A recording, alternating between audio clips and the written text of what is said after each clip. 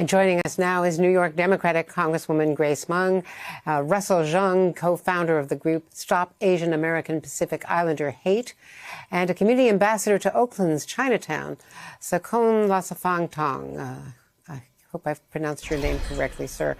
Thanks very much for all of you joining us. Congresswoman Meng, first of all to you, there have been nearly 3,800 anti-Asian incidents already reported this past year, according to AAPI. And first, I'd like to get your reaction to what happened overnight in Georgia, these terrible shootings, these killings, and the fear that Asian Americans must be feeling today across the country. Oh, thanks, Andrea, for having us. And as my esteemed panelists know, that this is a fear that is not new. This is a fear that has been dramatically increasing in this past year, stemming from the rhetoric that came out of the former president. We feel that we have been invisible, and we are so hurt about what happened last night in Atlanta, but also hurt about this years-long worth of hateful incidents and hate crimes that have skyrocketed across the country. And we are very thankful for the allyship that has been shown by Black, Latino, so many brothers and sisters in the movement to fight racism.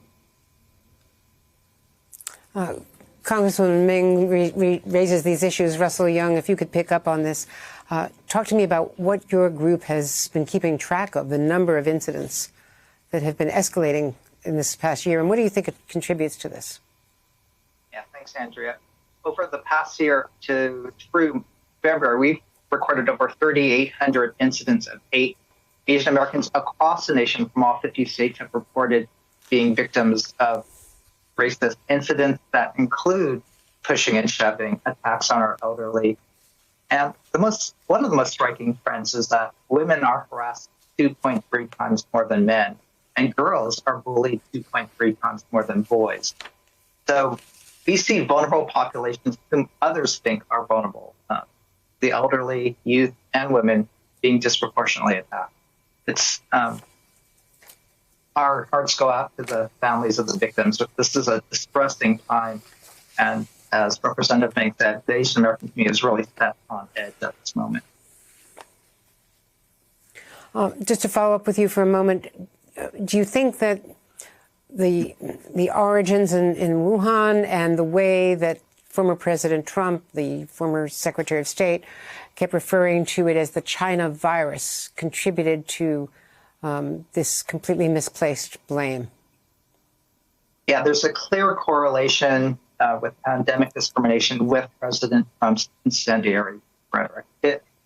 His hate speech went viral and led to viral hate violence.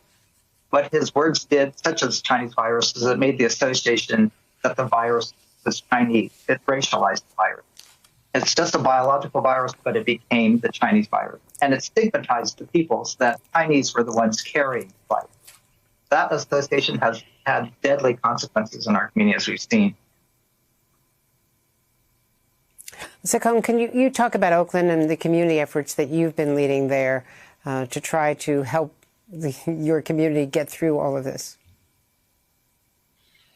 First, I'd like to send my condolences to the victim's family for this senseless act of violence against Asians.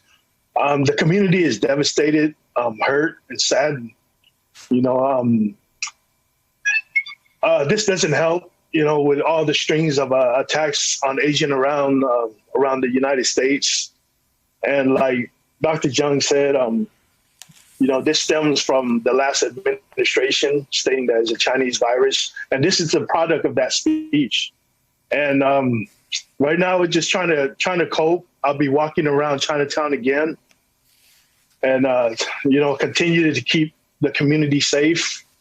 And I hope that, you know, something gets done about this, because it's not fair. It's not fair to, you know, the Asian American communities, and it's not fair for, you know, all the victims' family.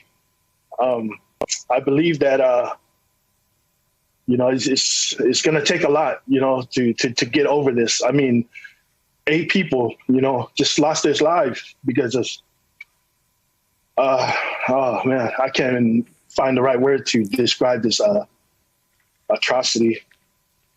I'm just saddened and heartbroken by it.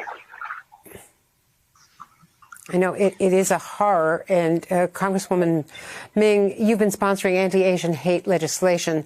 You know, a lot of the victims across the country, not just in this case, but elderly women, have been women targeted in particular. What is your legislation broadly aimed to do? Well, Senator Hirono and I are working on legislation, but prior to that, last year, in light of President Trump's comments, Congress actually passed a resolution, a symbolic resolution that simply condemned bigotry and hatred towards Asian Americans. We passed the resolution, but no thanks to 164 Republican members across the country, some of who issued statements last night, who couldn't bring themselves to vote for a symbolic resolution condemning discrimination. We are now working on legislation that has more teeth. We want to make sure that the Department of Justice is providing resources and personnel in dealing with hate crimes. We want more education and resources for our local communities to make sure that people have accurate information, from coronavirus to how to report hateful incidents and hate crimes. Thank you all so very much. It's a terrible, terrible day. The toll of 8 young women dying is just unspeakable. But we really welcome your input as to what America can do to try to address this issue. Congresswoman Grace Ming, Russell Zhang, and Sakon Lhasa-Phaktong, thank you all so very much. Hey, thanks for watching our YouTube channel. You should know that you can follow today's top stories and breaking news and catch up on your favorite MSNBC shows all in one place. Download the NBC News app today.